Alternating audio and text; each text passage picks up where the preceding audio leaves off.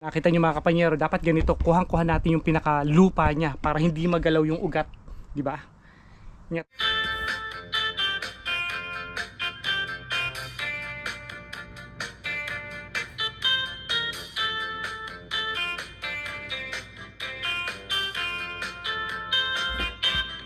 Magandang araw mga kapanyero, welcome back po sa ating channel. Ito, nandito na naman tayo sa Edmonton, hindi na naman tayo makabalik sa farm natin dahil nga umuulan pa rin doon, di ba? Kaya nga ito yung mga gagawin natin, ito yung mga binili natin nga pala sa superstore na mga lupa.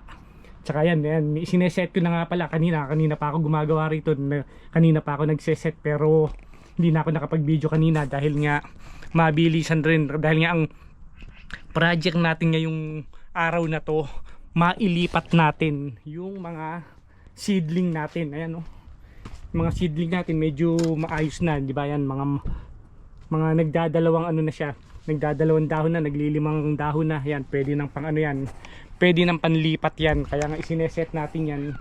Ito mga kapanyero, yung i-share ko nga pala sa inyo, ito yung mga nung nakaraan taon to, mga nagkamatay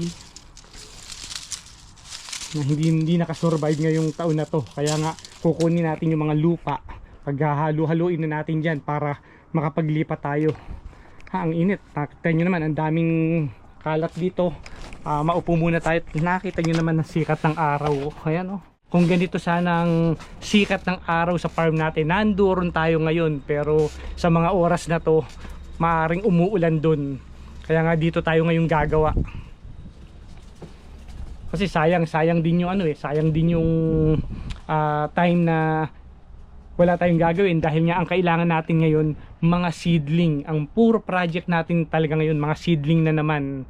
Isang layer uli ang ilalagay natin doon sa gawin ng kapitbahay natin na side, di ba? Ayan mga kapanyero, yan yung project natin. Ang init. Grabe ang init dito ngayon. Kaya nga ngayon, pangalawang linggo na akong hindi pumupunta sa farm dahil nga sa mga ulan. Sigurado yon, madawag na yon.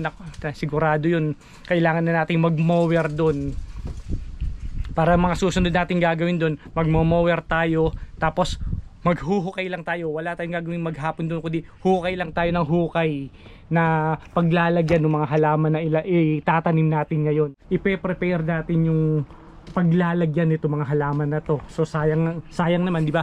Para nga habang nagpe-prepare tayo ron, makaikot na yung ugat nito sa mga bago nilang paso na gagawin natin maya-maya. Kaya ayan mga kapanyero, tara magtanim muna tayo para makarami tayo ng mga gagawin. Kailangan ngayong maghapon na to mailipat na natin to Yan ang daming kalat. Nakita nyo naman ang mga kalat natin dito. Hindi ko malaman kung ano ang unang gagawin natin. Hindi ko alam kung ano yung unang dadamputin ko para makapagsimula. Pero ako naman mga kapanyero, kapag naman nasimulan ko ang isang bagay, tuloy-tuloy. Kumbaga nag-iintay lang ako ng kondisyon ng katawan ko para makapagsimula. Pero hanggang ngayon mga kapanyero, hindi pa rin ako makapagsimula-simula. Ayan pa lang ang nagagawa natin.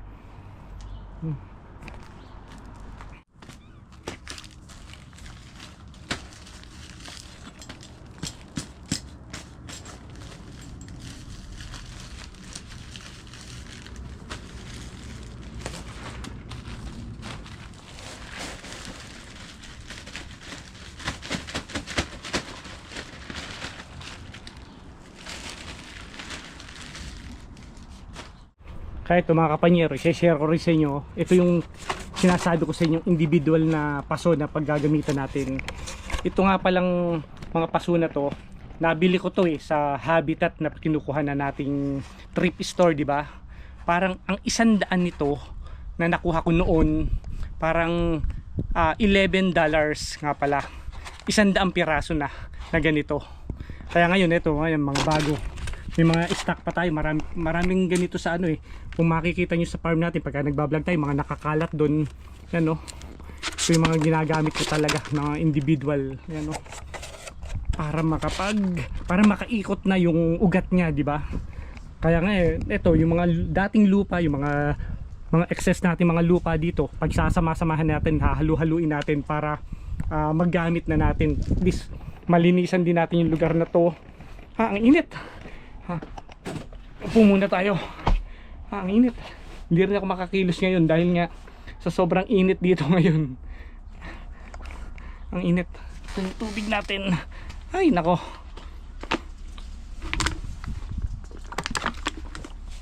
Target date natin na pagtatanim nito mga seedling natin. Itong mga halaman na to, yung mga natitira na itong mga nandirito, diba July, ano na ngayon, June na ngayon, kailangan ma-prepare na natin yung lugar ng mga pagtataniman nila sa farm, diba?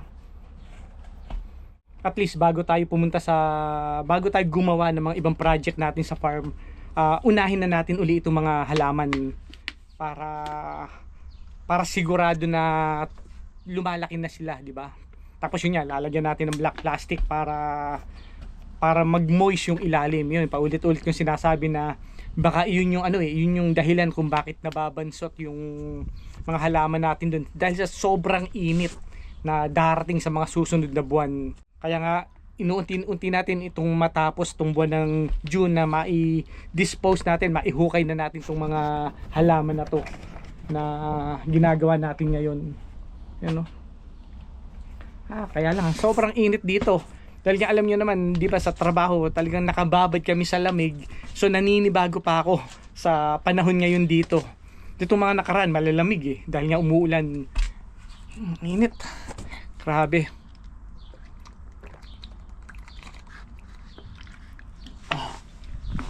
Tara mga kapanyero, gawin na natin para makarami tayo ng matapos na to.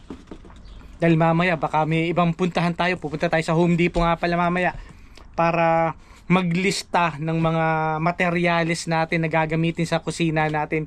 Hanggang ngayon hindi pa rin tayo nakakapag-semento doon.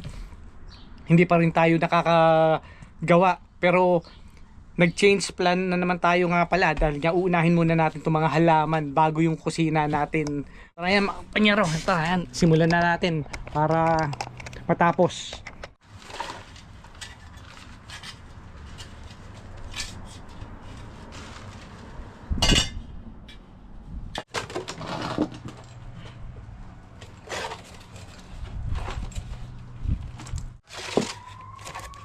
So ang kakailanganin nga pala natin, di ba, nabilang ko nga pala nung nagpunta tayo sa farm, ang kakailanganin natin 35 na seedling dun sa kapitbahay, tapos magpapasobra tayo ng mga 10 para dun sa harapan.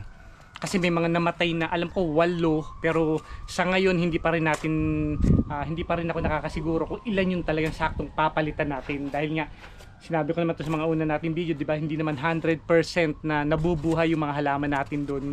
So kailangan makapagpasobra tayo ng mga 10. So at least more or less makakuha tayo ng seedling na 50 piraso dito sa mga ipinunla natin nung nakaraang taon. Okay na yun, malaking dagdag na yun para sa na magiging project natin ngayong taon na to para sa farm natin. Nakita nyo naman, no? Ganyan lang yung mga ginagawa natin dito. Ayan, no? So maglalagay tayo ng mga ganito muna. Kukumpletuhin muna natin yan, kalakalahati, tapos mamaya tsaka natin ilalagay, magdadagdag tayo, sabay tanim na ng mga halaman natin, yung mga seedling natin. Ganun lang yung mga ginagawa natin dito. Yan. At least ito mga kapanyero, ang naging puhunan lang natin dito yung lupa, di ba? Tsaka konting pagod na ganito, pero hindi naman din nakakapagod to dahil nag-e-enjoy rin naman ako sa mga ginagawa ko rito, di ba? At least sa ngayon mga kapanyero, makikita natin tong ganito, pero pagdating ng panahon na nakasurvive tong mga to, yun ang magandang reward para sa akin, di ba? Yan, oh.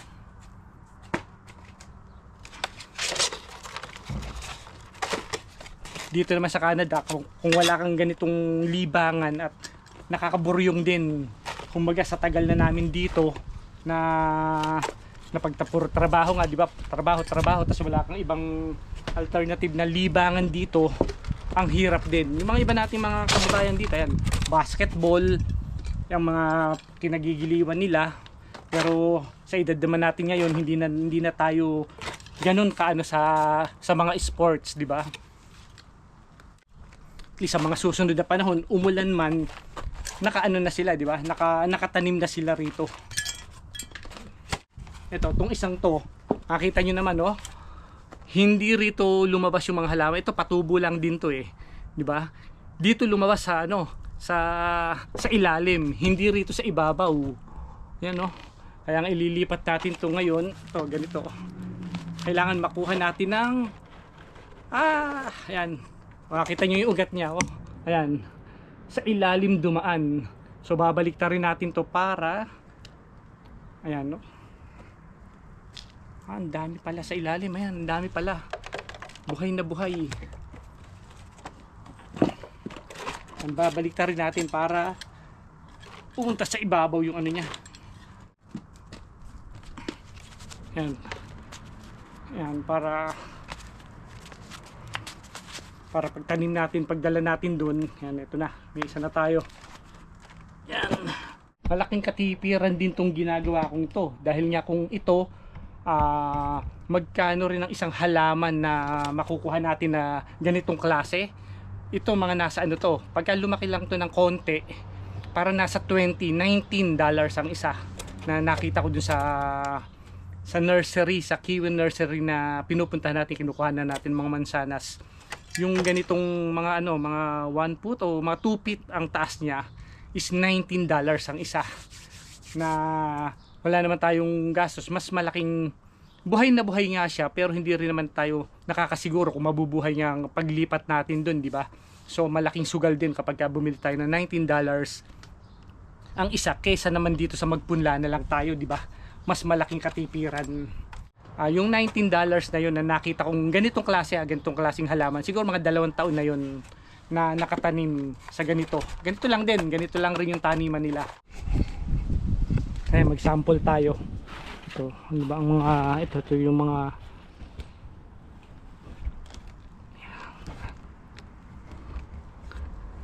yan, ganito mga kapanyero. Kailangan kuha natin yung pinakaano ito, nakita nyo mga kapanyero, dapat ganito, kuha natin yung pinaka lupa niya para hindi magalaw yung ugat, di ba? Ingat na ingat din ako para hindi magalaw ano, makita nyo. Natin tatanim. At ito rin mga kapanyero, dapat to naka-direct sa araw ang instruction niya pala nito. Ito yung ginagawa ko. Ayan, may isa na tayo. Ano, ito, nakita nyo naman, ito pa lang yung nagagawa natin, di ba? Ito pa yung mga iba. Ito rin yung ito rin yung dahilan kung bakit yung bawat side ng farm natin hindi sabay-sabay na naitanim, kasi nakita nyo naman, di ba 35 ang kailangan natin, parang hindi siya aabot. Ayan, kokonti na lang siya. Marami kasi maraming mga maliliit pa lang na namamatay na. So hindi nakakasurvive kagad. Kaya nga ina-expect natin na meron tayong mga 50 pirasong punla, pero parang hindi yata kakasya sa 50. So ganun din yung mga nangyayari sa akin ng mga nakaraang taon, na kung bakit nung isang side, yung harapan, 4 years na, 3 years naman yung sa kabilang side ng kapitbahay, tas 2 years pa lang yung doon sa pinakadulo natin. Kasi nga taon-taon pag ganun lang yung mga nabubuhay. Pero ito mga kapanyer, ito nagawa natin, hindi pa rin naman tayo 100% na mabubuhay yung mga yan, di ba? So mamaya yan, ililipat natin doon sa bandang malilim para hindi na siya maarawan. Kung makikita nyo naman yung mga iba, ayan naiiba na yung kulay niya, di ba? Sabi ko sa inyo, ano yan magiging purple, magiging parang maroon ang magiging kulay niya. Ayan, dahil nga mainit ngayon, mga nagpapalit na siya. Ayan pagka malamig, berde. Pagka naman mainit, yun, naiiba na yung kulay niya. Kaya maganda rin to na pagka mainit, summer doon, iba ang kulay ng lahat ng kapaligiran natin doon sa farm, di ba? Yun, nabanggit ko rin to doon sa mga una nating video na yun yung mga una nakasurvive sa atin, mga nagpapalit na yun. Sigurado, nakita nyo naman ito. Konti na lang siya, di ba? Ayan iilang piraso na lang yan, baka mga 20 na lang yan, 20 hanggang 25 na piraso na lang. Tapos ito, ilan lang to, di ba? Sana magtuloy-tuloy to para yung isang layer man lang maano natin matapos natin ngayong taon na to. At least meron na naman tayong iintayin na paglaki, di ba, ng mga halaman natin doon. Kaya nga sa mga susunod nating punta ron, wala tayong gagawin kundi maghukay kung saan natin lalagay yan. Tsaka itong mga to, nakita nyo naman namumulaklak na siya. Kasi itong may isa pa tayo ritong raspberry yan, nagbubunga na siya yan, bulaklak na yan, bunga na yan. Yan oh. Kung bago ka lang sa ating channel, huwag nyo naman kalimutan mag-subscribe. Pakipindot naman ang ating subscribe button para suporta sa ating channel. Para ganun din mga kapanyero, masubaybayan nyo yung mga pag-develop natin sa Deladinco Farm na ginagawa natin dito sa Alberta, Canada. Yan. Yan, maraming salamat mga kapanyero. Hanggang sa muli.